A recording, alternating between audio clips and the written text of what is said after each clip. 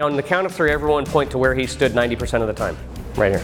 But it's something that becomes a little bit of a comfort zone, so I want to show you what that looks like from a presentation perspective. We start off here and then we wander over to here and we end up back here. What does this tell your audience? I'm afraid to be out there a little bit. So what we want to do is we want to be aware of this. So I'm going to teach you a concept called pretty pictures. So the concept works like this. Remember I said earlier sometimes you'll have people who walk back and forth like this quite a bit?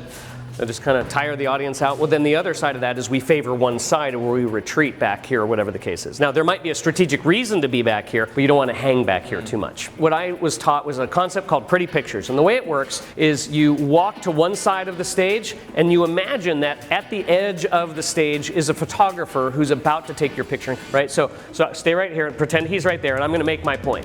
Right? And I'm going to over dramatize this. And that's why if you realize what you focus on gets magnified, it'll change your life.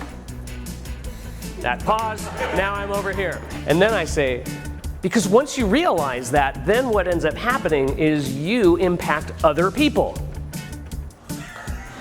Right? And you so you pause on the edge of the stages, and it's a concept called pretty pictures. You just imagine there's a photographer there, just so happens we have one, and you pause, and that allows people's brain to capture what you're talking about. Does that make sense? It also makes sure that you work both sides of the stage.